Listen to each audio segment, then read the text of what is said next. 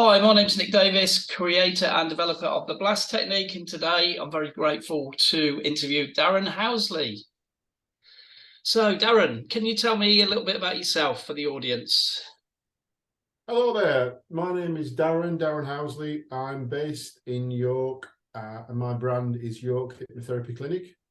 I started originally working as a coach, and then my business transformed. I learned NLP. I was really interested in NLP. I wasn't that interested in hypnotherapy, if I'm honest, and so I've accidentally became a hypnotherapist around about 10 years ago now. So I studied NLP and hypnotherapy. On the first day of training, the trainer said, I'm going to teach you about NLP, I'm going to teach you about hypnotherapy. Loads of people learn that, lots of people learn this, but very few people actually learn the two together. They do dovetail together really, really well.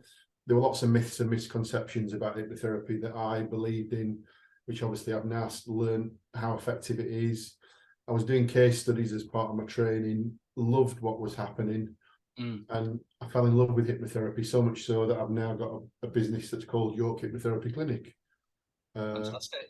So hypnotherapy is something that I love. I've got a lot of different skills, and in particular, one of my favorite skills. And I do say this, I'm not saying this because I'm talking to Nick, but I'm saying this because it's what I say to people. One of my favorite skills by far and away is Blast. So can you tell me a little bit about how Blast has helped you as a therapist and your clients? Yeah, I mean, I specialise in doing that, working with people that have got anxiety and depression. It comes in all shapes and sizes, be that social anxiety, panic attacks, generalised anxiety. There's a lot of different types of anxiety that people can have. So whilst I work with anxiety, you never know what you're going to get. A nice little story of something that I've helped with somebody with recently would be a guy where he was socially anxious. I mean, I've got a sense of humour. I need to say this in advance. Yeah. And I did actually do a stand-up comedy course, and I have actually done some stand-up comedy. So there might be one or two people that might think what I'm about to say. They might think that they're going to be probably waiting for the punchline. Yeah. But I had a guy who came to see me who was socially anxious, who was made to do the okie dokie when he was just a little lad, 5 or 6 years old. Yeah. And then whenever he's gone into any social situation, he's then fearful of being made to do something against his will. Yeah. So we processed the memory of the okie dokie at the first ever session that we ever did. This guy's he's a clever fellow. He's a senior paramedic, and he's also obviously dealing with traumatic events In his everyday job. And you see again, people, PTSD, Afghanistan, Basra, ambulance drivers, firemen, police officers, nobody questions the fact that they've got PTSD from those events. Yeah. But I think a lot of people are unaware of how something as simple as the okie dokie can have on a child. Their inner child and the way the brain works, and the amygdala and the cortisol and the adrenaline. Yeah. And that's what's happened for him with that particular event. And I've got tons of memories of people where, standing up in school plays, being made to read in front of a class. There's a lot of people out there that have been through those kinds of things. Yeah. This same paramedic, we've also used the Blast technique to work on a road traffic accident where 3 out of 5, well, they're not, can't call them accidents anymore. You have to call them road traffic collisions. So he went to a road traffic collision where 3 out of 5 were fatalities. Wow.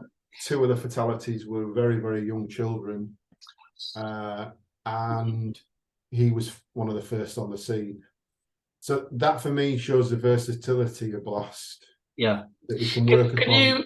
Can you just add in how long he'd suffered with that? Because you haven't mentioned, you told me off camera. The social anxiety he'd suffered for over 40 years. That's incredible, isn't it?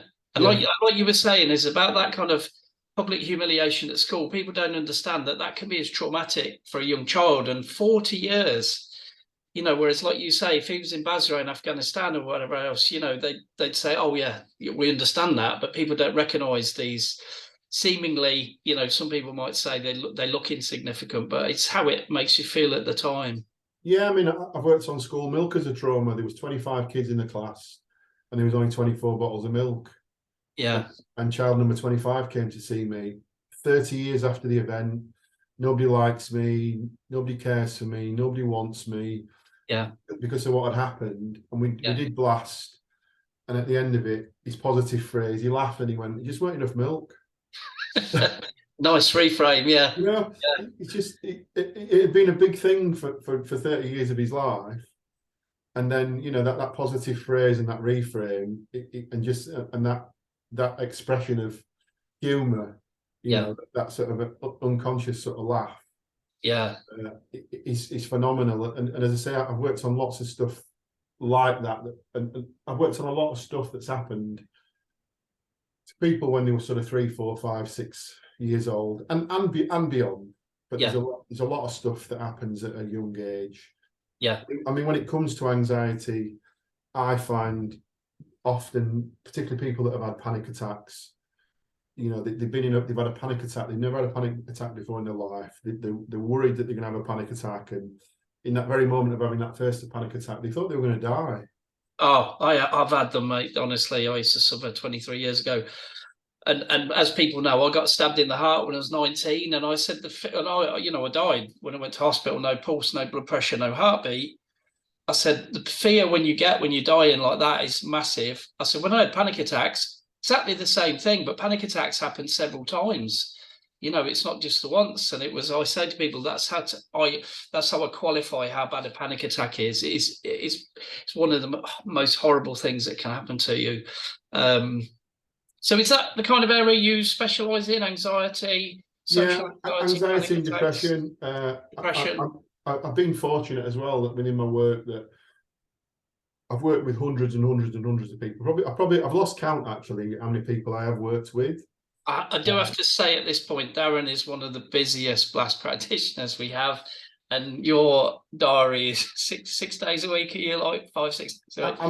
I mean, there's not a month goes by where I'm not seeing at least 80 people. Wow. So I mean, last week, this is a true story. So last week I sort of felt like I'd had a middle-ish week, and I did 22 appointments. That's incredible. The couple of weeks prior to that, I think I was touching the 30s in the week. Wow. So if somebody wants to book in with you, how do they find you? You can find me online if you look for York Hypnotherapy Clinic. If you look on Google, there's tons of reviews on Google. And if you look a little bit closer, if you Google me or if you Google York Hypnotherapy Clinic, you will literally find hundreds of reviews. Yeah. I think I'm just close. Occasionally people will leave more than one review because they're very, very happy. Yeah. I think I'm somewhere in the region. I'm somewhere around about, I've got 300 5-star reviews. Wow. From people that I've helped. And around about 70% of my business comes from word of mouth recommendation as well, because if you've helped people to get over real significant stuff, particularly when you've done it quite rapidly using blast. Can I just touch on that? How quick are you resolving these things, just for the audience who might not know what we do? It depends on person to person. It depends on complexities. I mean, there's a review that I was looking at actually on Google, which was left a while back, where somebody was having night terrors that had been through a very traumatic experience, and we did one session. Wow. You know, so and their review actually says that. So if you look on Google, and if you can take the time to look through all the reviews that there are. Yeah, there's a young lady, I believe, no confidentiality has been broken because she's left a review. I think she was called Chloe. And she was recommended to me from somebody else.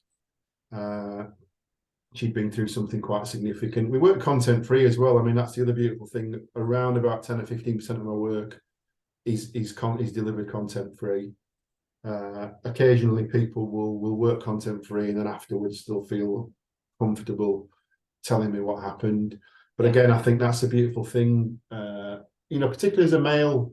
I think for everybody, but I think as a male working with women that have been through, things like physical and sexual abuse. Yeah. I think for them being able to have that level of privacy, I think is fantastic for them. Yeah. You know, we've talked before about glial cells and sort of strengthening. I use the metaphor, the more we talk about it, it's a bit like having a dumbbell, you know, and we're flexing the muscle.